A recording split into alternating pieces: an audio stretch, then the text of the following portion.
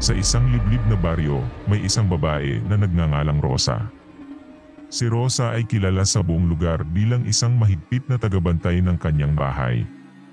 May mga naglalakad na alingaw-ngaw mula sa kanyang silid tulugan tuwing gabi, ngunit hindi ito pinapansin ni Rosa. Sinasabi ng mga matatanda sa baryo na may mga espiritu na nakaaligid sa kanyang bahay, ngunit itinuturing itong mga kwento lamang. Isang araw, habang naglilinis si Rosa ng lumang mga kahoy sa kanyang hardin, natagpuan niya ang isang nakakubli na pinto sa ilalim ng isang puno. Dahil sa kanyang pagiging mapanuri, binuksan niya ito at natuklasan ang isang lumang silid na puno ng mga gamit mula sa nakaraan. Sa isang sulok ng silid, may nakita siyang lumang larawan ng isang batang lalaki na tila may kaugnayan sa kanyang pamilya. Hindi nagtagal, nagsimula si Rosa na makarinig ng mga boses at nakakatakot na pangyayari sa kanyang bahay. Sa gabi, naririnig niya ang mga yugyog ng mga pintuan at bintana, at madalas siyang ginigising ng mga panaghoy mula sa kanyang mga panaginip. Ngunit sa kabila ng takot, nanatili siyang matapang at nagpatuloy sa kanyang buhay. Isang gabi, habang siya ay natutulog, biglang may kumalabit sa kanyang balikat. Pagmulat niya ng mata, nakita niya ang batang lalaki mula sa larawan na nakatayo sa tabi ng kanyang kama. Tinutukoy ng batang lalaki si Rosa at patuloy na bumulong ng mga salitang hindi maintindihan. Sa kanyang takot at pag-aalinlangan, tinanong ni Rosa kung sino siya at ano ang kanyang nais. Ngunit bago pa man siya makasagot, biglang nawala ang batang lalaki nang walang anumang bakas. Mula noon, ang mga pangyayari sa bahay ni Rosa ay lalong lumala. Maraming beses na siyang nakakarinig ng mga yugyog at mga boses na hindi maipaliwanag. Hanggang sa isang araw, natuklasan niya ang tunay na kwento ng batang lalaki sa larawan. Ang batang lalaki ay dating nakatira sa kanilang bahay at siya ay napapabalitang nawala ngunit hindi natagpuan. Matapos ang insidente, ang pamilya ng batang lalaki ay lumipat ng bahay at iniwan ang mga gamit ng kanilang anak sa lumang silid. Hindi nila alam na ang kanilang anak ay pumanaw na at ang kanilang mga gamit ay naging daan para sa mga espiritu na magpakita sa kanilang mundo. Sa kabila ng kanyang pagkatakot, naging determinado si Rosa na tulungan ang kaluluwa ng batang lalaki na makahanap ng kapayapaan. Sa kanyang mga panalangin at ritual, unti-unti nang nawala ang mga pangyayaring nakakatakot sa kanyang bahay. Ngunit sa kabila ng kanyang pagsisikap, hindi pa rin matahimik ang kaluluwa ng batang lalaki. Isang araw, habang siya ay nag-iisa sa lumang silid na kanyang natuklasan, biglang natagpuan niya ang isang lumang kahon na naglalaman ng isang sulat. Ito pala ay sulat ng batang lalaki na naglalaman ng kanyang mga hinaing at lihim. Sa pagbabasa ni Rosa sa sulat, natuklasan niya ang masalimuot na katotohanan. Ang mga magulang ng batang lalaki ay miyembro ng isang kulto na nagsasagawa ng mga ritual na may kaugnayan sa itim na kapangyarihan.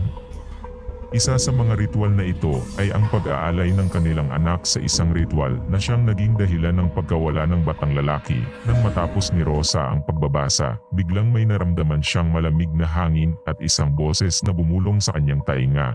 "Tulungan mo akong makalaya, Rosa. Gusto ko nang magpahinga." Sa pag-amin ng bata na tanging hostisya lamang ang hinihingi niya, napagtanto ni Rosa na kailangan niyang matulungan ang batang lalaki upang mahanap ang kanyang kapanatagan. Sa kanyang pagtitiyaga at pagiging tapat sa ritual, nagawa ni Rosa na mabigyan ng hostisya ang kaluluwa ng batang lalaki. Mula noon, ang kanyang bahay ay naging tahimik na muli, at ang mga pangyayaring nakakatakot ay unti-unti nang nawala, ngunit hindi dito nagtapos ang paglalakbay ni Rosa. Determinado siyang hanapin ang katawan ng batang lalaki upang mabigyan ito ng tamang paglilibing. Sa kanyang paghahanap, natagpuan niya ang mga magulang ng bata, ipinaalam sa kanila ang kanilang kasalanan.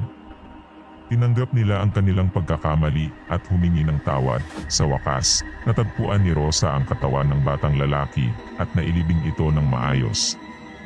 Matapos ang lahat ng ito, nagkaroon ng kapayapaan at katahimikan sa baryo. Ngunit sa hindi inaasahang pagkakataon, habang si Rosa ay naglilinis sa lumang silid, natagpuan niya ang isang maliit na bangkay sa ilalim ng mga kahoy. Napagtanto niya na ito ang katawan ng batang lalaki. Sa takot at gulat, hindi na niya namalayan na may taong nakatayo sa likod niya na biglang humawak sa kanya. Ito pala ang mga magulang ng batang lalaki na gusto siyang gantihan. Nang malaman ng mga magulang ng bata na alam na ni Rosa ang katotohanan tungkol sa kanilang anak, nagalit sila at pinili nilang gantihan si Rosa. Ngunit sa kabila ng kanilang galit, hindi sila nagtagumpay sa kanilang balak. Dahil sa tulong ng batang lalaki, at dahil sa kapangyarihang itim na kanilang nakuha, hindi alam ng mag-asawa na ito rin pala ang tatapos sa kanila. Biglang may lumabas na masamang espiritu at sinabi sa mga magulang ng bata, Hindi niyo natupad ang aking kasunduan, kaya't bilang kabayaran, ang buhay niyo ang aking hinihingi. at biglang nawala na parang bula ang dalawa.